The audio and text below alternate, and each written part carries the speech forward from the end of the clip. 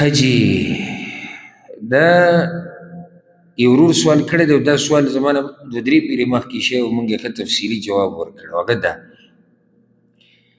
چې دا صلاة الحاجه چې ورته وایي د حاجت دپاره مونځ کول لکه یو سړی دی د هغه یو مسله ده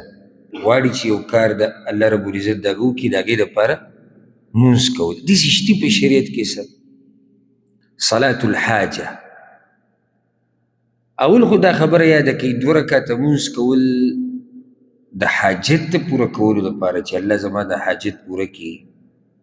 دا په ډېرو حدیثونو کې د دې تذکره راغلې ده خو یو پکې هم سندن صحیح نه دی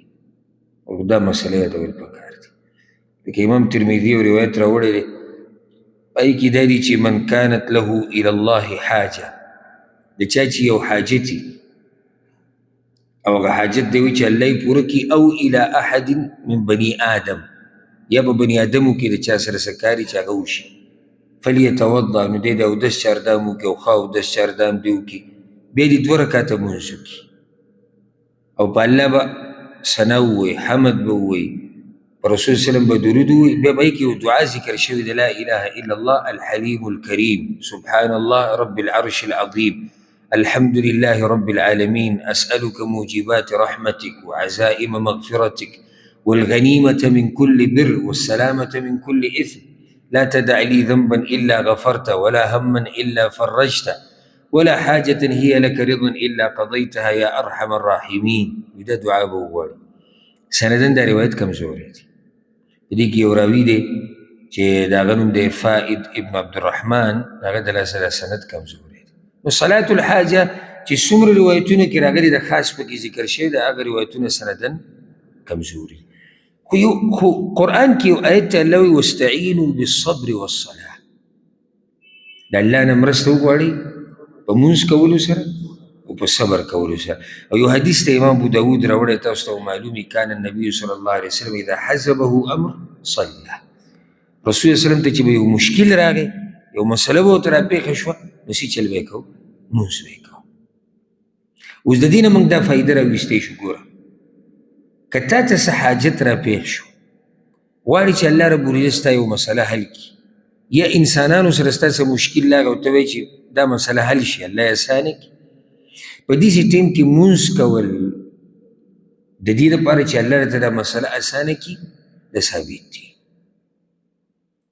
خو موږ به دا نه وایو ګوره زموږ به سره دا عقیده نه وي چې د دې خاص طریقه ده او دغه خاص ذکر به پکې وایي ځکه چې هغه سندن هغه روایت کمزوري دي نو دوه رکعته مونځ کې څلور رکعته مونځ کې دا به دوه پورې خاص کوو نه سړی څلور رکعتې وکړو شپږ رکعتې وکړو لس رکعتې وکړو نو دا خو یقیني خبره ده چې په مونځ سره الله رب العزت د انسان د دنیا او د آخرت مسلې حل کوي د دنیا او د آخرت صرف د دنیا نه او صرف د آخرت نه دنیا او د آخرت مسلې دا په منځونو سره الله رب العزت حل کوي خو دا مطلب زما د خبرې نه دی لکه نن سبا داسې فتنه راوتې ده چې دا خلک په دې عباداتو پورې مسخرې کوي او تعجب به هله وکړي چې کله هغه چې څوک مسخره کوي هغه ځان ته مولا وایي کله څوک په مانځه پورې خاندي او څوک په دعاګانو پورې خاندي او څوک په اذکارو پورې خاندي موږ وایو منځونو سره الله مسلې حل کوي خو ته به اسباب لټې لکه زموږ د ټولو د عقیده ده او ایمان دی چې رزق موږ له الله راکوي ورسره شریعت موږ ته دا ښودلی دي چې ته به څه کوې ته به اسباب لټې نو ته مونځ دې وکړو چې الله رب العزت ستا دا مسله حل کړي بیا به ته د هغې دپاره باقي منډه وهې چې کوم څه کول غواړي هغه به ته کې رب العزت به راته لار څه کړي اسانه وکړي زما او ستا کار هغه منډه وهل دي اسباب لټول دي او باقي هر څه د چا لاس کې دي الله په لاس کې دي صرف په اسبابو کار نه کېږي اوس ګوره تا ته یو مسله راغله هسې مثال پرې درکړم تا ته یو مسله راغله او ته د یو کس خواله ځې چې زه د خواله ځم چې دا مسله ماله حل کړي د ده دا زړه د الله په لاس کې دی د الله په ګوتو کې دی که رب العزت وغوښته که نه نو ده په زړه کې به دا خبره ور واچوي چې یاره دې سړي سره دا مرسته کول پکار دي ګوره ته اسباب ولټول کستي پیدا کو خواله ورلی رب العزت د هغه په زړه کې خبره ور واچوله او تا ته هغه لاره اسانه کړه. نو صلاة الحاجه خاص په خاص طریقه او ډول د رسول صلی الله علیه وسلم نه دی ثابت